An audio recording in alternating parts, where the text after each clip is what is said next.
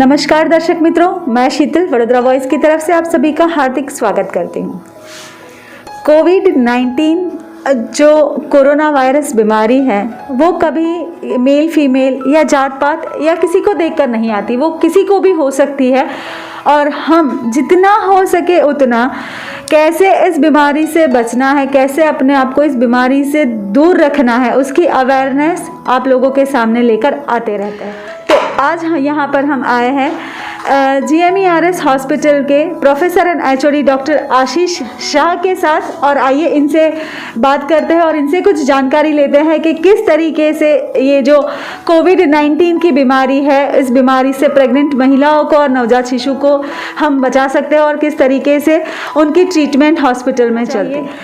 तो आइए आज हम उनसे कुछ अलग तरीके की टिप्स लेते हैं और साथ ही में पूरे हॉस्पिटल को, पूरे मीडिया टीम की तरफ से धन्यवाद देते हैं, क्योंकि मदर्स डे के जस्ट एक दिन पहले यहाँ पे एक कोरोना पेशेंट लेडी ने एक हेल्दी और सुरक्षित बच्चे को जन्म दिया और डॉक्टर लोगों की मेहनत की वजह से ये पॉसिबल हुआ। सही में हमारे जो डॉक्टर है वो फ्रंटलाइन कोरोना वॉरियर्स है और हमें बहुत गर्व महसूस होता है कि आज हम यहाँ पे एक ऐसे ही कोरोना वॉरियर के साथ है जो हम सबको ये सिखाते हैं कि हमें किस तरीके से अपने आप को सुरक्षित रखना है। Welcome to Vadodara voice sir. Thank you, Shital ji. Thank you so much for inviting me for such a awareness raising program. सबसे पहले आपका खूब खूब धन्यवाद। आपके सारे दर्शकों को मेरा नमस्कार।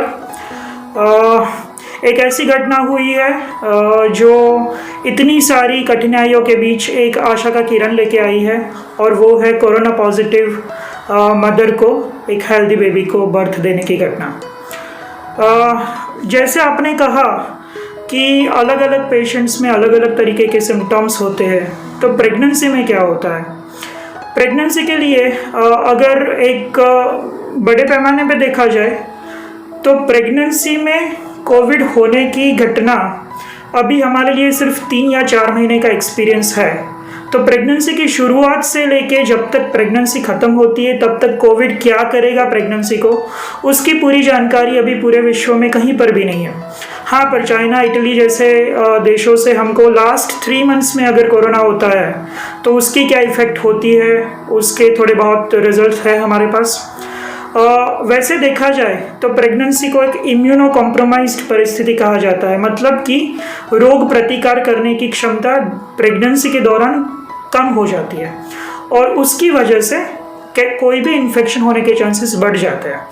तो उस तरीके से देखा जाए तो कोरोना से प्रेगनेंसी में ज़्यादा संक्रमित होने की आशंका होनी चाहिए, पर जो देखा गया है अभी तक बाकी सारे देशों में और अब हमारे देश में भी, कि कोरोना का संक्रमण प्रेगनेंसी के दौरान उतना ही है जितना नॉन प्रेग्नेंट या प्रेगनेंसी नहीं होती है उस टाइम पे होता है। तो सबसे पहले हम ये बात क्लियर कर ले कि प्रेगनेंसी होती है तो उसका मतलब ये नहीं है कि कोरोना होने की संभावना बढ़ जाती है।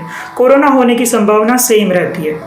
अब सवाल आता है कि अगर कोरोना होते हैं तो सिम्टम्स क्या होते हैं, लक्षण क्या होते हैं? तो लक्षण भी वही होते हैं जो बाकी सब पेशेंट्स में होते हैं, वही प्रेग्नेंट पेशेंट में भी होते हैं, और कोई नया सिम्टम डिटेक्ट नहीं हुआ है। ज़्यादातर ये देखा गया है कि प्रेगनेंसी में अभी तक जो कोरोना के पेशेंट्स पाए गए हैं वो माइल्ड टाइप के डिसीजेस हैं, मतलब कि सीवियर सिम्टम्स होने की संभावना रिलेटिवली कम पाई गई है। और ये जब सिर्फ स्टेटिस्टिकल एनालिसिस है, उसके पीछे अभी हमको और वेट करना पड़ेगा, और ज़्यादा केसेस बढ़ेंगे और रिसर्च होगी, उसके बाद हम बता पाएंगे कि एक्चुअली में क्या होता है।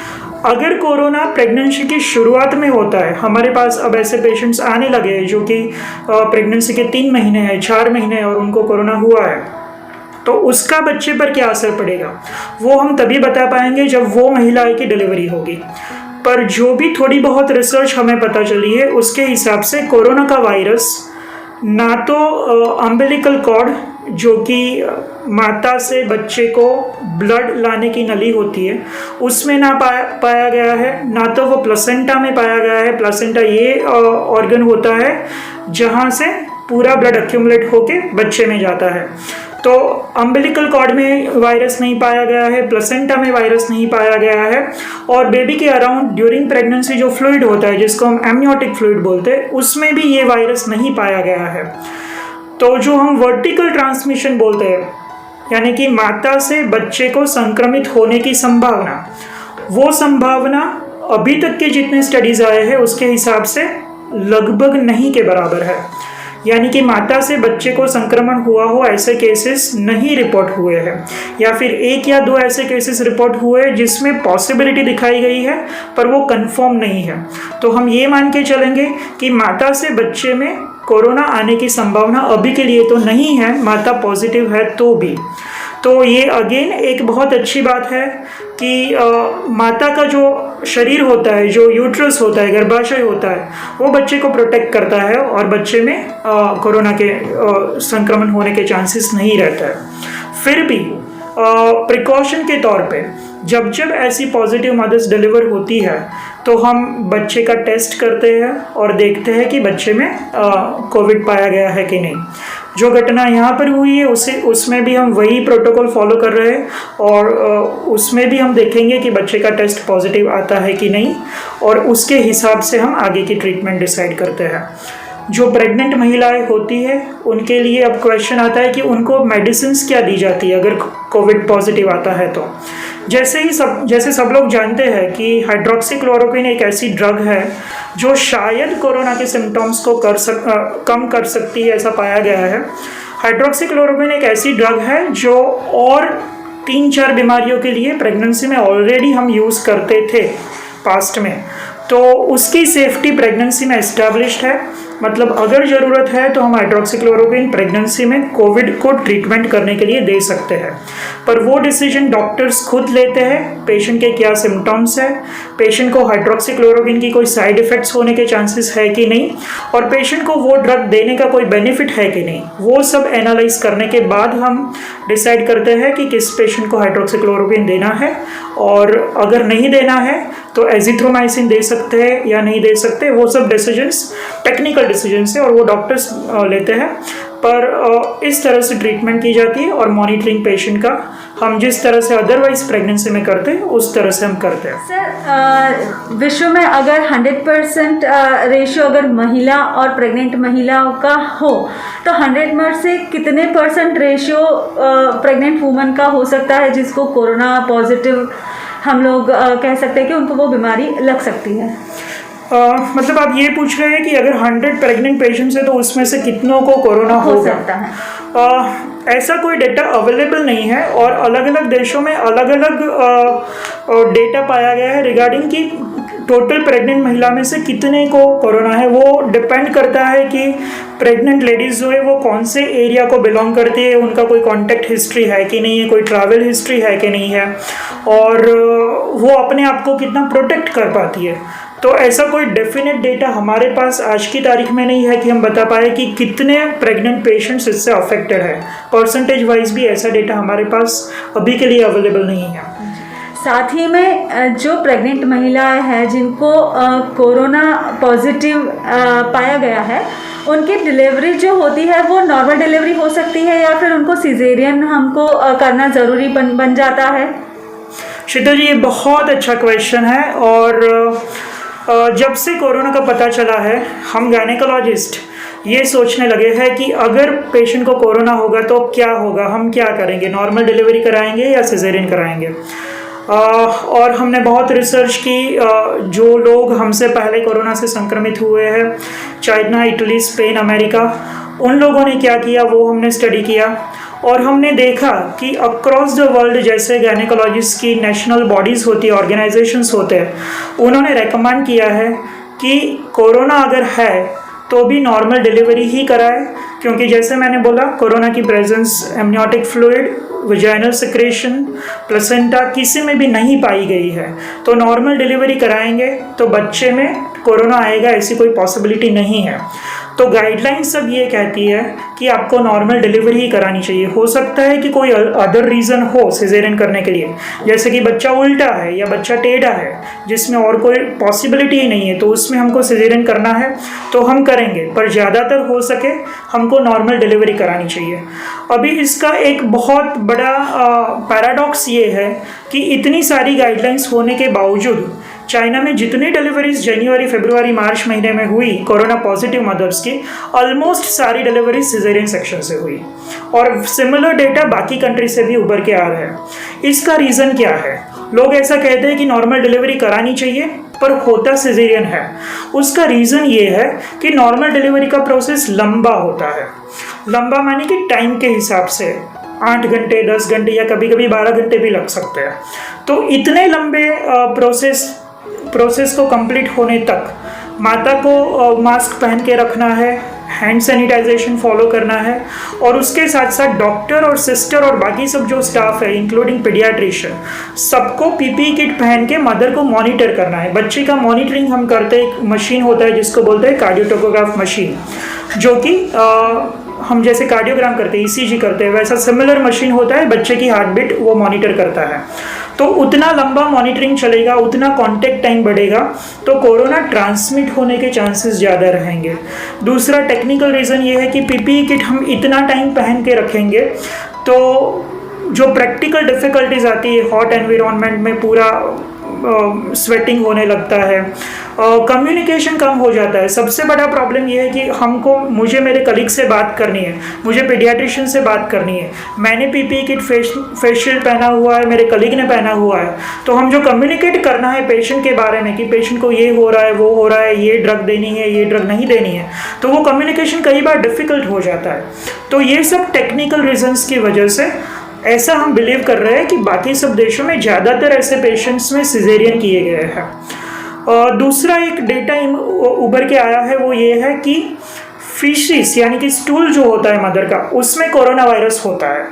नाउ अभी एक स्मॉल पॉसिबिलिटी ऐसी रहती है कि नॉर्मल डिलीवरी के टाइम पे वो स्टूल का कंटामिनेशन बच्चे से हो जाए, तो अगर वो होता है तो उससे भी कोरोना ट्रांसमिट होने की पॉसिबिलिटी है। अगर सारी प्रिकॉशंस लेते हैं तो स्टूल से बच्चों को ट्रांसमिट होने की पॉसिबिलिटी हम एलिमिनेट कर सकते हैं, पर कभी कभी वो कंट्रोल में नहीं होता है और ये हो सकता है। तो ये थोड़े बहुत रीजंस की वजह से लोग सिजेरियन ज़्यादा प्रेफर करते हैं, क्योंकि सिजेरियन में हमने पेशेंट को ऑपरेशन थिएटर में लिया, सिजेरियन किया और बाहर आ गए, पूरा प्रोसेस एक घंटे में ख़त्म हो जाता है। तो ड्यूरेशन वाइज सिजेरियन एक जल्दी ख़त्म होने वाली प्रक्रिया है, नॉर्मल डिलीवरी लंबे चलने वाली प्रक्रिया है और उसकी वजह से कांटेक्ट बढ़ने की वजह से ट्रांसमिशन बढ़ने की पॉसिबिलिटी रहती है और उसकी वजह से लोग सिजेरियन करते हैं। फिर भी हमने यहाँ पर जो डिलीवरी कराई पहले कोविड पॉजिटिव पेशेंट की, उसमें हमने नॉर्मल डिलीवरी कराई पूरी प्रिकॉशंस लेके और इंश्योर किया कि किसी को कोई ट्रांसमिशन ना हो, पीपीई किट सब कुछ पहन के जो रूटीन स्टैंडर्ड प्रिकॉशंस है वो लेके हमने किया। और हम चाहते हैं कि जो नॉर्मल गाइडलाइंस है उसको फॉलो करके मदर को अननेसेसरी सिजेरियन को हम सब्जेक्ट ना करें, क्योंकि सिजेरियन के डेफिनेट डिसएडवांटेजेस है वो कभी ना कभी मदर को फेस करने पड़ सकते हैं। तो ये एक कंट्रोवर्शियल सिचुएशन है, पर ज़्यादातर जब तक पॉसिबल हो नॉर्मल डिलीवरी कराने का डॉक्टर्स का अभिगम होना चाहिए। जी, साथ ही में बच्चा जब होता है उसके बाद होता है कि 4-5 घंटे के अंदर माँ को उसको ब्रेस्ट फीडिंग कराना होता है, या फिर 2-3 दिन बच्चों को ऐसा होता है कि माँ का दूध देना बहुत ज़रूरी होता है। तो जो पेशेंट है वो पॉजिटिव है और बच्चा जो है वो पॉजिटिव नहीं पाया गया है, तो इन सब हालातों में क्या माँ अपने बच्चे को ब्रेस्ट फीड करा सकती है और माँ और बच्चों दोनों को ऐसे हालात में साथ में रखा जाता है या दोनों को सेपरेट रखा जाता है? अगेन बहुत प्रैक्टिकल क्वेश्चन है और मैं मानता हूँ आपके दर्शक मित्रों में अगर कोई प्रेग्नेंट लेडी है तो उनके मन में भी ये क्वेश्चन अवश्य होगा और उसके लिए क्लैरिटी होना बहुत ज़रूरी है। देखिए, जनरली ये होता है कि जब भी डिलीवरी होती है कोविड पॉजिटिव मदर की, तो इमीडिएटली बच्चे को हम मदर से अलग कर देते हैं। ये एक थोड़ी इमोशनली डिफ़िकल्ट बात होती है मदर के लिए, पर पहले से हम मदर को काउंसल करते हैं कि ये एक थोड़ा फेज़ आएगा जो आपको बेयर करना पड़ेगा आपके बच्चे के अच्छे फ्यूचर के लिए। तो डिलीवरी के बाद हम बच्चे को मदर से अलग कर देते हैं और ऐसे रिलेटिव को देते हैं जो कि कोविड पॉजिटिव ना हो। अब होता है कि उसके बाद 48 आवर्स ऑफ डिलीवरी होने के बाद बच्चे का टेस्ट किया जाता है और बच्चे के टेस्ट के हिसाब से आगे हम डिसाइड करते हैं कि बच्चे का क्या ट्रीटमेंट रहेगा। कमिंग टू ब्रेस्ट फीडिंग के लिए ऐसा है, जैसे आपने बहुत क्लियरली कहा कि माता का दूध बच्चे के लिए बहुत ज़रूरी है। ये वर्ल्ड ओवर प्रूव हो गया है कि ब्रेस्ट मिल्क का कोई सब्स्टिट्यूट नहीं है, तो ब्रेस्ट मिल्क ही देना है हमको। तो क्या प्रैक्टिकल सॉल्यूशन है उसका? प्रैक्टिकल सॉल्यूशन उसका ये है कि कोविड पॉजिटिव मदर को भी पूरी प्रिकॉशंस के साथ ब्रेस्ट मिल्क एक्सप्रेस करने का हम सिखाते हैं, जिसमें हम मदर को बोलते हैं कि हैंड्स क्लियरली क्लीन करें, ब्रेस्ट का एरिया, स्किन जो होती है वो भी क्लीन करें और उसके बाद एक क्लीन कंटेनर में मिल्क एक्सप्रेस करें और वो एक्सप्रेस किया हुआ मिल्क हम बच्चे को देते हैं। अगेन ये समझना बहुत ज़रूरी है कि वायरस ब्रेस्ट मिल्क में भी नहीं पाया गया है, मतलब कि ब्रेस्ट मिल्क बच्चे को देंगे तो बच्चे को कोविड होने की पॉसिबिलिटी नहीं है। पॉजिटिव मदर का ब्रेस्ट मिल्क भी बच्चे के लिए बहुत अच्छा है। तो ये ध्यान में रखते हुए हम मदर को सिखाते हैं कि मिल्क कैसे एक्सप्रेस किया जाता है, उसको कलेक्ट करते हैं एक क्लियर वेसल में और वो बच्चे को फिर हम देते हैं। तो ब्रेस्ट फीडिंग का ये ऑल्टरनेट रहता है। और उसके बाद ज़्यादातर केसेस में बच्चे का टेस्ट नेगेटिव ही आएगा, जैसे मैंने बोला कि डायरेक्ट ट्रांसमिशन की कोई पॉसिबिलिटी नहीं है, तो टेस्ट नेगेटिव आता है और मदर पॉजिटिव होती है, तो यही प्रोसेस हम कंटिन्यू करते हैं और मदर का रिपोर्ट नेगेटिव आने के बाद हम बच्चा मदर को देते हैं और उसके बाद डायरेक्ट ब्रेस्ट फीडिंग एनकरेज कर सकते हैं। पर तब तक जो वो थोड़ा ड्यूरेशन होता है, जनरली वो ड्यूरेशन 3 दिन से 7 दिन या 10 दिन तक का हो सकता है डिलीवरी के बाद। तो उतने ड्यूरेशन तक मदर का जो ऐसा रिलेटिव है जो पॉजिटिव नहीं है, ना तो उसका कोई कॉन्टैक्ट हिस्ट्री है, वो बच्चे को संभालेगा और बच्चे को फीडिंग कराएगा। पर डिलीवरी के इमीडिएट 2-3 दिन तक तो बच्चा हॉस्पिटल में ही रहता है, सेपरेट NICU होता है जहाँ पर बच्चा रहता है और बच्चे को एक्सप्रेस ब्रेस्ट मिल्क हम देते हैं। जी, जैसे कि कोई गर्भवती महिला है जिसको 3रा या 4था 5वां महीना चल रहा है और वो अभी कोरोना पॉजिटिव है और वो ठीक भी हो जाती है, लेकिन क्या वो चीज़ें उनकी डिलीवरी पे असर करती है बाद में इन फ्यूचर, या फिर बच्चे में कभी वो वायरस आने की पॉसिबिलिटी हो सकती है? फ्यूचर में ऐसा हो सकता है कि बाद में कहीं जाके उनको कोरोना की बीमारी हो जाए या फिर उनकी बॉडी के ऊपर कुछ साइड इफ़ेक्ट रह जाए? जैसे मैंने शुरुआत में बताया, हमारे पास जो डेटा है वो लास्ट जनवरी से लेके अप्रैल तक जो डिलीवर हुई है मदर्स, उनका डेटा है। यानी कि मदर को 2nd, 3rd, 4th मंथ में इन्फेक्शन हुआ है कोरोना का, तो उसका क्या इफेक्ट होगा वो डेटा हमारे पास नहीं है, क्योंकि वो 9 मंथ्स का ड्यूरेशन अभी तक ख़त्म नहीं हुआ है कोरोना आने के बाद। तो हमको तब तक वेट करना पड़ेगा देखने के लिए कि क्या इफ़ेक्ट्स होती है। पर जो इनिशियल पॉसिबिलिटीज़ दिखाई गई है रिसर्च के थ्रू, उसमें से एक पॉसिबिलिटी ये है कि बच्चे का वेट थोड़ा कम हो सकता है, और दूसरी पॉसिबिलिटी ये दिखाई गई है कि डिलीवरी शायद थोड़ी जल्दी हो सकती है, जिसको हम प्रीमैच्योर डिलीवरी बोलते हैं, वो हो सकता है। पर ये दोनों पॉसिबिलिटी है, वो कंफर्म्ड नहीं है, तो हमको थोड़ा वेट करना पड़ेगा बिफोर वी कैन से कि ये होता ही है। और ये सब ना हो उसके लिए हम जो प्रेग्नेंट मदर है, जो अभी 2, 3 या 4 महीने ही प्रेग्नेंट है और उनको कोरोना पाया गया है, उनकी इम्यूनिटी बढ़ाने के लिए और उनको ये सब चीज़ें ना हो उस डायरेक्शन में हम गाइड करते हैं। यानी कि healthy diet, good medicines, good exercise, meditation, ऐसी बहुत सारी चीज़ें हैं जो इम्यूनिटी बढ़ाते हैं। स्ट्रेस कम करने के लिए डिस्ट्रेसिंग, वो सब चीज़ें हम एडवाइस करते हैं और साइकोलॉजिकल काउंसलिंग करते हैं ताकि मदर भी स्वस्थ रहे और बच्चे पे उसका इफ़ेक्ट होके कम वजन वाला बच्चा या जल्दी डिलीवरी, जो 2 पॉसिबिलिटी है, वो ना आए। बच्चे में ट्रांसमिशन का जब तक सवाल है, मैंने बोला कि बच्चे में ट्रांसमिशन नहीं पाया गया है, तो अभी के लिए तो हम ऐसा ही मान के चलेंगे कि ये बच्चों को कोई इफ़ेक्ट नहीं होगा, अदर देन कम वजन, यानी कि उसकी वजह से अगर वजन कम होता है तो वजन कम होने की वजह से जो प्रॉब्लम्स होती है बच्चे में वो शायद आ सकती है, पर कोरोना का संक्रमण बच्चे में होने की संभावना अभी तक नहीं पाई गई है। एक दो आइसोलेटेड रिपोर्ट्स है इधर उधर चाइना से, इटली से, पर वो कंफर्म्ड नहीं है। एक बच्चा या दो बच्चा पूरे पॉपुलेशन को जस्टिफाई नहीं करता, तो हम और थोड़े स्टडीज़ के लिए वेट करेंगे बिफोर वी कैन से कि एक्चुअली क्या होता है।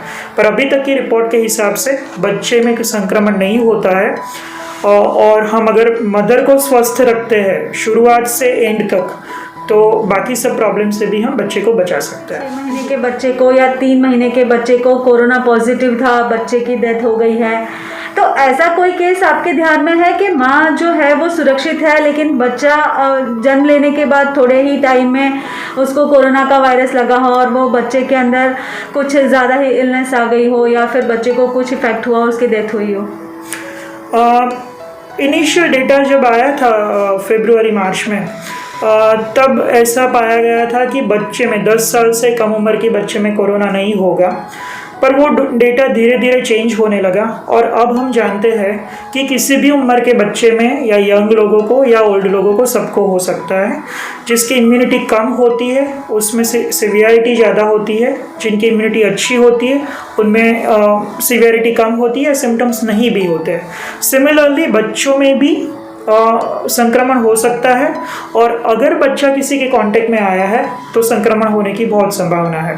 ज़्यादातर बच्चा माँ से अटैच्ड होता है जब छोटा होता है, तो ये पाया गया है कि जब बच्चा पॉजिटिव होता है तो बहुत सारे केसेस में मदर भी पॉजिटिव हो जाती है over a period of time. और ऐसे बच्चों को ट्रीट करना भी डिफ़िकल्ट होता है, क्योंकि बच्चों को आइसोलेट करके, मदर से आइसोलेट करके उनको ट्रीट करना भी एक बहुत बड़ी चैलेंज है, क्योंकि बच्चा मदर या फादर से अलग रहने का बिल्कुल आदी नहीं होता है। तो उसी की वजह से कभी कभी पेरेंट्स को भी कोरोना हो जाता है।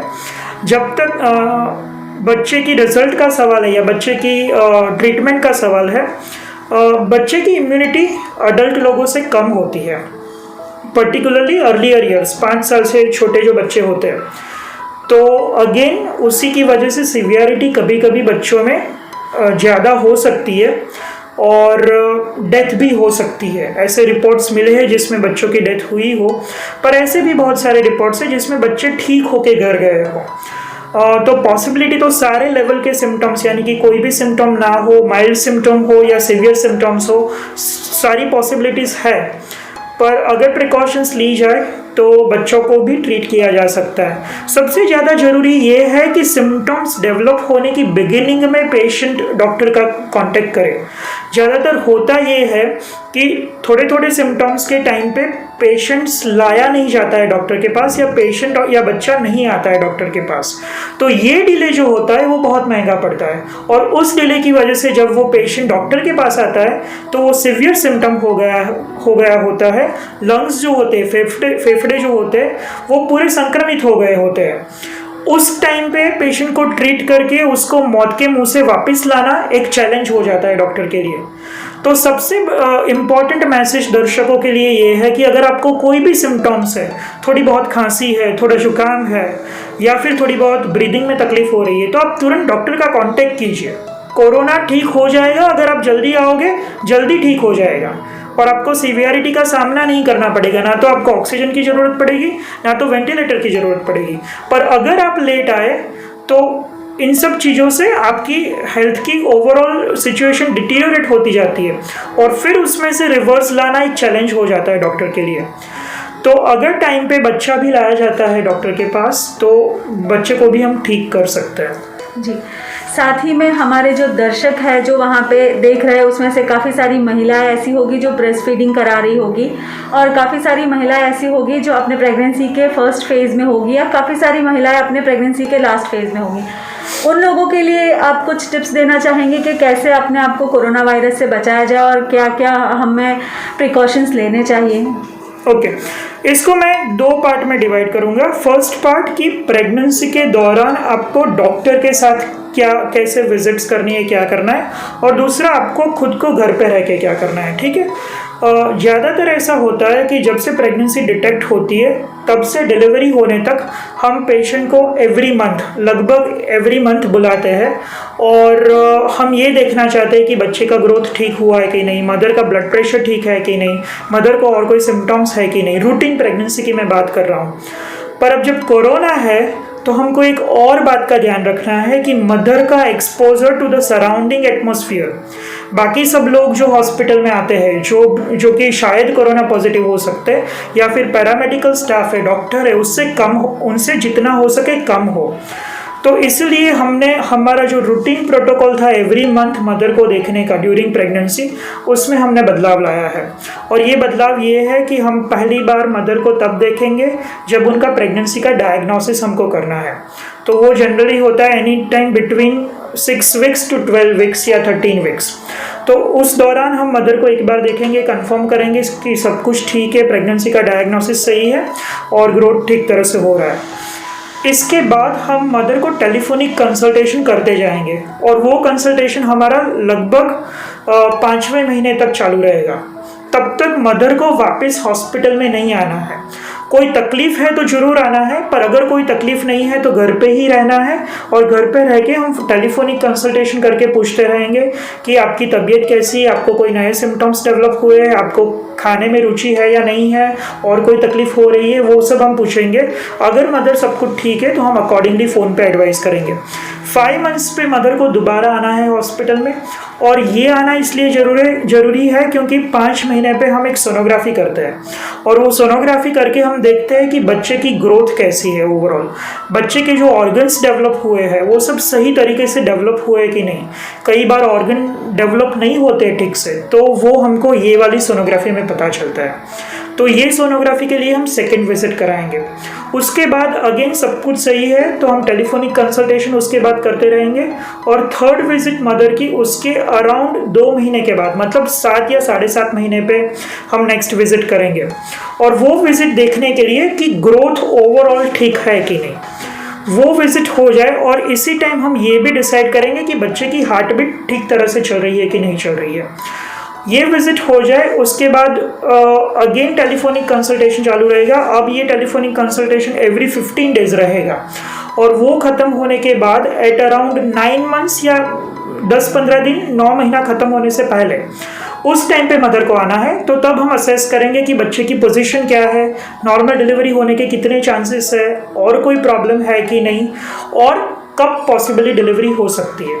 तो बेसिकली 4 मेजर विजिट्स हॉस्पिटल में होगी, उसके अलावा की बाकी सारे विजिट्स घर पे होंगी। ठीक है, ये एक नया प्रोटोकॉल डेवलप हुआ है और ये वर्ल्ड वाइड रिकमेंडेड प्रोटोकॉल है। जो इंडिया में एक नेशनल बॉडी है, federation of obstetrics and gynaecological societies of India, जिसको हम फॉक्सी बोलते हैं, उसी ने भी यही सजेस्ट किया कि इस तरह से हम विजिट करेंगे तो मदर का एक्सपोजर टू अदर पीपल बहुत कम हो जाएगा, और ये कम होने की वजह से उनका कोरोना से संक्रमित होना भी कम हो जाएगा।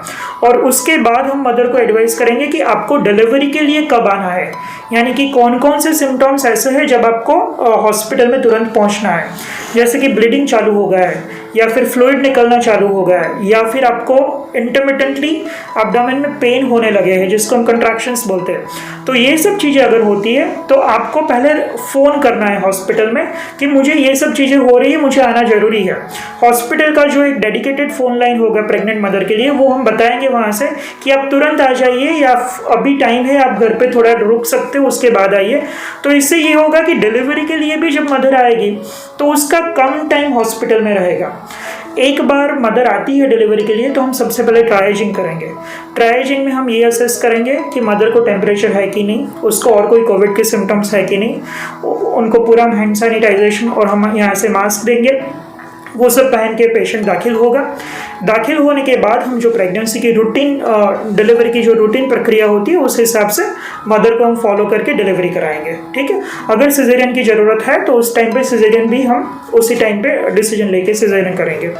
तो ओवरऑल पेशेंट का प्रेगनेंसी में एक्सपोजर टू अदर पीपल कम हो जाएगा। अब घर पे बैठ के क्या करना है, घर पे बैठ के इम्यूनिटी बढ़ानी है, और इम्यूनिटी बढ़ाने के साथ साथ हेल्थ का भी ध्यान रखना है। इम्यूनिटी कैसे बढ़ाई जाए? इम्यूनिटी कोई ऐसी चीज़ नहीं है कि 1-2 दिन में बढ़ जाए, उसके लिए बहुत सारे एफर्ट्स करने पड़ते हैं। तो इम्यूनिटी बढ़ाने के लिए हेल्दी डाइट हमको फॉलो करना है, जो कि सबसे ज़रूरी है। हेल्दी डाइट में बहुत सारी ऐसी चीज़ें आती है जो कि लोकली अवेलेबल होती है और जो कि हेल्दी मानी जाती है, तो वो सब हेल्दी चीज़ें हमें खानी है। इन जनरल ग्रीन वेजिटेबल्स, जो भी ग्रीन वेजिटेबल्स होते हैं, हरी सब्जियां बोलते हैं, वो बहुत अच्छी होती है हेल्थ के लिए। उसके साथ साथ फ्रूट्स जो होते हैं, फ्रूट्स भी हमारी इम्यूनिटी बढ़ाते हैं, तो फ्रूट्स अच्छे होते हैं, वो लेने हैं। मिल्क लेना है, milk provides protein, calcium and other things which is good for the babies growth. तो मिल्क हमको पेशेंट को एडवाइस करना है, तो वो सब लेना है। तीखा तला हुआ स्पाइसी फूड बिल्कुल नहीं लेना है, क्योंकि उससे इम्यूनिटी कम होती है।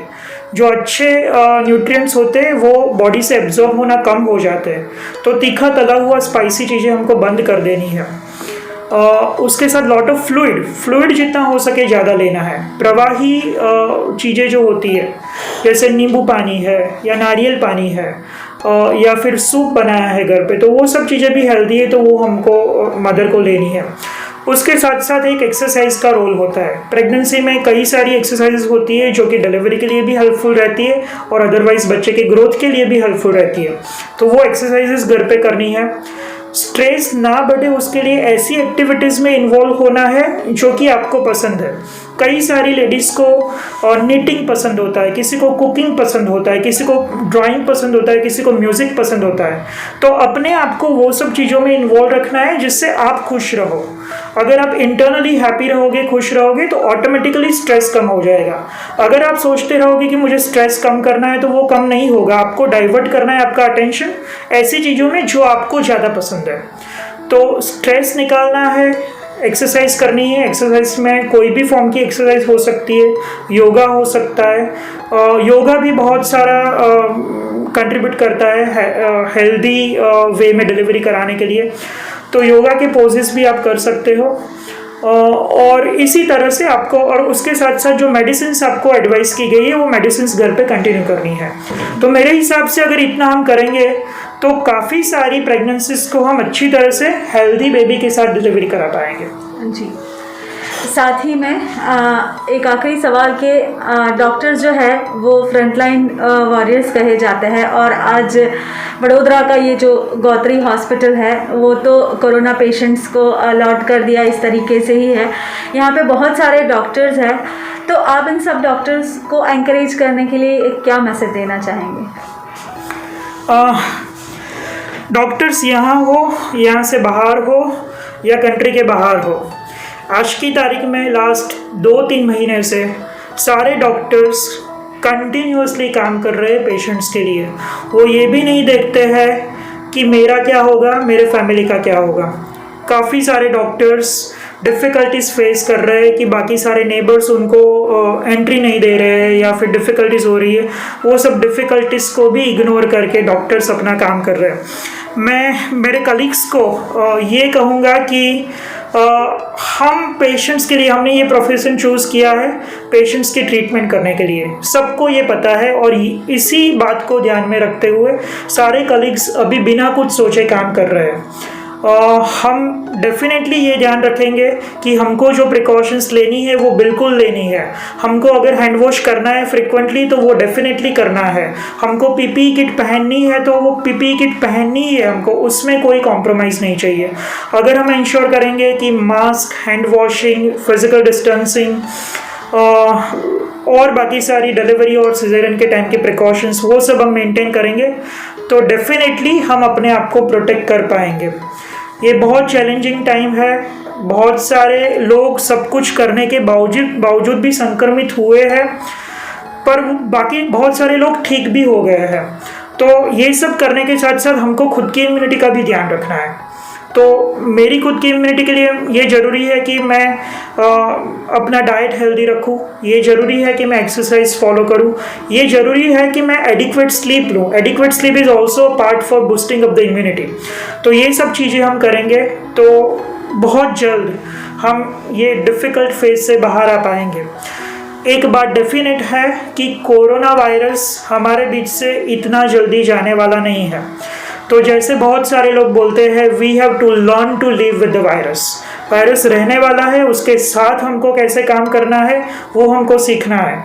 नॉट जस्ट डॉक्टर्स, ऐसे बहुत सारे लोग हैं, पैरामेडिकल नर्सिंग स्टाफ है, हमारे बहुत सारे स्वीपर्स है, क्लरिकल स्टाफ है, आउटसाइड देखो तो पुलिसमैन है, और जो एसेंशियल सर्विसेज सप्लायर्स है, काफ़ी सारे लोग इसमें इन्वॉल्व है। और सबको ये ध्यान रखना है कि हम अपना प्रोटेक्शन भी करें, बाकी को भी प्रोटेक्ट करें, और हम दिखाएं दुनिया को कि ऐसी एक डिफ़िकल्ट फेज़ में से भी उभर के हम बाहर आए हैं और हमने कोरोना को डिफीट किया है। मुझे लगता है कि हमारी विल पावर, हमारी होपफुलनेस और हमारी एस्पिरेशन के साथ हम डेफिनेटली बहुत कम टाइम में बाहर आ जाएंगे। तो सर, कहा जा रहा है कि कोरोना वायरस के लिए वैक्सीन के ऊपर अभी काम चल रहा है और बहुत ही जल्द जो है वैक्सीन बन जाएगी। तो क्या फ्यूचर में अगर वैक्सीन बन जाती है तो क्या ये नेसेसरी होगा फ्यूचर में प्रेग्नेंट औरतों के लिए वो वैक्सीन देना, या फिर वो वैक्सीन के बेनिफिट्स क्या होंगे, और अगर इन बिटवीन अगर वो वैक्सीन आ जाती है तो वे किस तरीके से काम करेगी?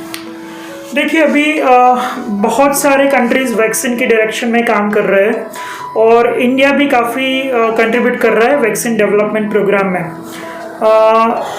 और वैक्सीन्स अलग अलग टाइप की होती है। हमको ये जानना ज़रूरी है कि जो लाइव वैक्सीन बोलते हैं वो प्रेगनेंसी में नहीं दी जा सकती है। तो अगर लाइव वैक्सीन बनती है तो वो प्रेगनेंसी में हम नहीं दे पाएंगे। पर अभी तक के जो रिसर्च डेटा अवेलेबल है, जिस डायरेक्शन में काम चल रहा है, वो पहली बार आरएनए वायरस पे बेस्ड डायरेक्ट वैक्सीन बनाने वाले हैं। उसके भी प्रेगनेंसी में ट्रायल होंगे, उसके बाद हम कंफर्म कर पाएंगे कि हम अगर प्रेगनेंसी में दे सकते या नहीं दे सकते। दूसरी एक वैक्सीन बना रहे हैं जो कि इन्फ्लुएंजा वैक्सीन के लाइंस पे काम कर रही है। फ्लू की जो वैक्सीन आती है, जो अभी हम प्रेगनेंसी में देते हैं, ऑलरेडी एवरी ईयर उसका नया स्ट्रेन आता है, वो अभी के लिए हम ऑलरेडी प्रेगनेंसी में देते हैं। उसी लाइन पे भी एक वैक्सीन बन रही है। तो अगर उसी सिमिलर स्टैंडर्ड की वैक्सीन आती है तो हम उसको प्रेगनेंसी में दे पाएंगे। पर अगर लाइव वैक्सीन आती है तो वो हम प्रेगनेंसी में नहीं दे पाएंगे।